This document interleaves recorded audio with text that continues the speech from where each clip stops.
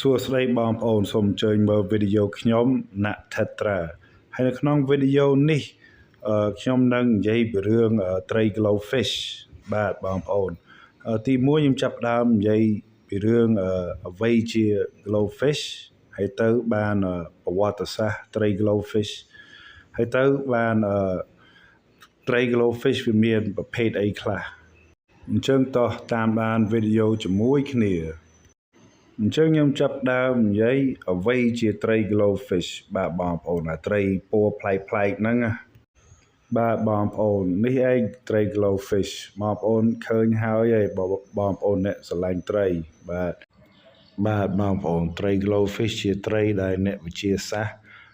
គេកែច្នៃ DNA វាដើម្បីឲ្យវាបញ្ចេញពណ៌អស់ហ្នឹងណាបងប្អូន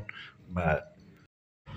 របៀបអ្នកវិទ្យាសាស្ត្របង្កើតត្រី Glowfish គេយកត្រីធម្មតាមកត្រីធម្មតាដូច Tetra ដូច Danio គេឲ្យវាបង្កើតកូនបាទហើយអញ្ចឹងគេយកពងវាគេយកពងត្រីហ្នឹងទៅពេលគេយកពងត្រីហើយគេបញ្ចូល DNA មកពីផ្កាថ្មដែលអង់គ្លេសគេហៅថា coral ហើយគេបញ្ចូល DNA មកពី jellyfish បាទបងប្អូន DNA មកពីផ្កាថ្មសមុទ្រហ្នឹងវាពណ៌ក្រហម DNA មកពី jellyfish សមុទ្រហ្នឹងវាពណ៌បៃតងផ្កាថ្មសមុទ្រហើយ jellyfish វាមានច្រើនប្រភេទបាទវាមានច្រើនប្រភេទនៅសមុទ្រប៉ុន្តែអ្នកវិទ្យាសាស្ត្រគេជោគជ័យជាមួយពីរហ្នឹងផ្កាថ្មប្រភេទហ្នឹងហើយ jellyfish ប្រភេទនេះបាទគេជោគជ័យជាមួយពណ៌ហ្នឹងហើយ Glowfish វាមានច្រើនពណ៌អញ្ចឹងគេបានពណ៌ខៀវពណ៌ផ្កាឈូកពណ៌លឿងមកពីណាអាហ្នឹងគេកែច្នៃ DNA ផ្កាថ្មសមុទ្រហើយ jellyfish បន្ថែមគេលាយវាចូលគ្នាទៅវាបានពណ៌ចេះបានពណ៌អញ្ចោះគេកែច្នៃវាអញ្ចេះចុះទៅបានពណ៌ចេះពណ៌អញ្ចោះបន្ថែមហើយអ្វីដែលពិសេសពីក្បួនវិទ្យាសាស្ត្រនេះវាកន្លែងនេះពេលអ្នកវិទ្យាសាស្ត្របញ្ចូល DNA មកពីផ្កាថ្មសមុទ្រមកពី jellyfish សមុទ្រចូលត្រីផ្សេងហ្នឹងគេបញ្ចូលទៅម្ដងឯងបងប្អូនហើយពេល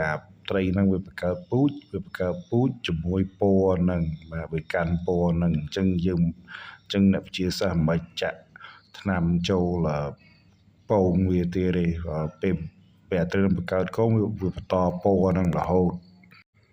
បាទបងប្អូនឥឡូវយើងចាប់ផ្ដើមនិយាយពីរឿងប្រវត្តិសាស្ត្រត្រី Glowfish ក្រុមហ៊ុនអាមេរិកកាំងឈ្មោះ Glowfish អ្នកណែនាំត្រី Glowfish ចូលទីផ្សារចិញ្ចឹមត្រីហើយនេះឯង logo ក្រុមហ៊ុនហ្នឹង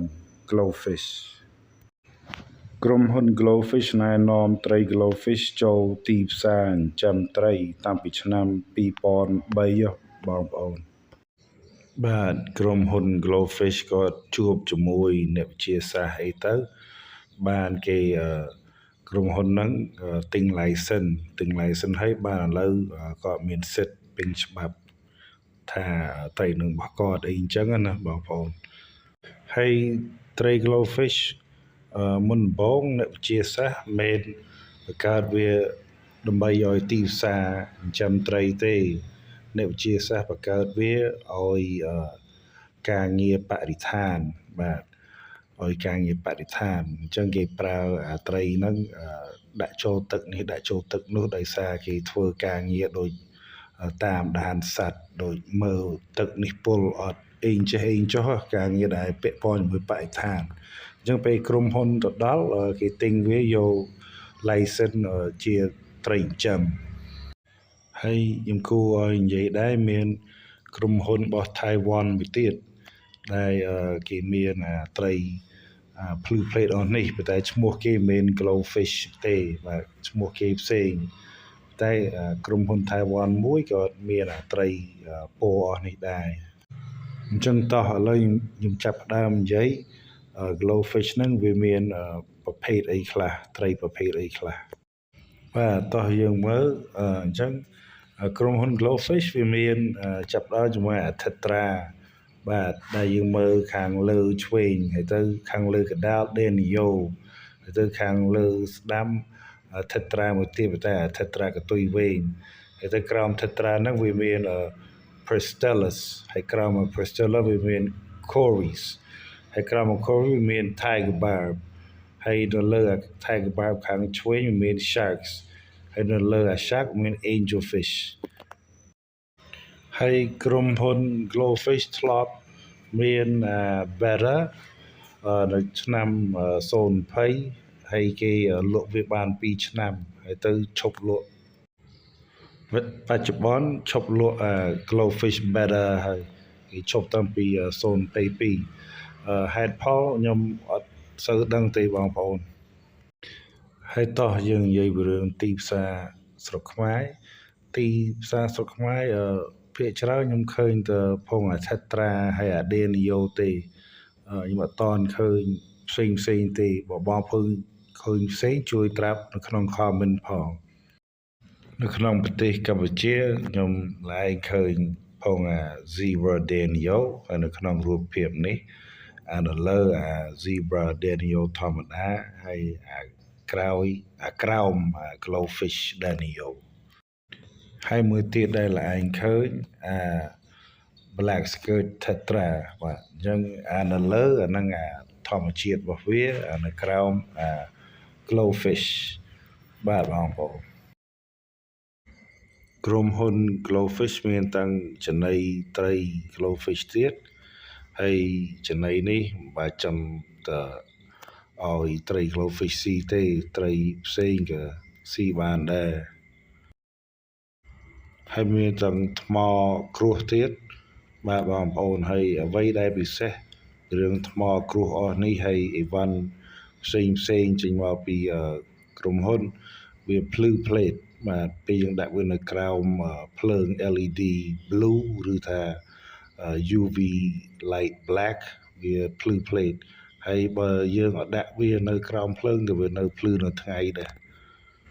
ប៉ុន្តែវាភ្លឺជាងបើយើងដាក់វានៅក្រោមភ្លើងដោយតែរូបភាពនៅដីប្រហោះនេះរូបភាពទូត្រីហ្នឹងអញ្ចឹងក្រុមហ៊ុនមានអីវ៉ាន់ច្រើនទាំង Decor ទាំងអ្វីផ្សេងទាំងអស់បាទ Decor ស្អាតមកហើយមិនត្រឹមតែហ្នឹងមានទាំងរបស់Oxygen ទៀតOxygen នេះដែលទៅវាភ្លឺផ្លេតដែរបាទហើយនេះឯងភ្លើងក្រុមហ៊ុនតែយើងមិនបាច់ប្រើវាទេបើយើងអត់មានវាយើងគ្រាន់តែរោ LED blue ពណ៌ខៀវផ្សេងទៅឬថាប្រើ UV black light បាទនេះហើយនេះឯងរូបភាព UV black light បងប្អូនអញ្ចឹងខ្ញុំអត់មានអីនិយាយពីរឿង Glowfish ទៀតទេសូមអរគុណដែលមើលវីដេអូខ្ញុំហើយសូម like ហើយ subscribe សូមជួបគ្នានៅក្នុងវីដេអូក្រោយអូខេបងប្អូនសូមអរគុណបាយ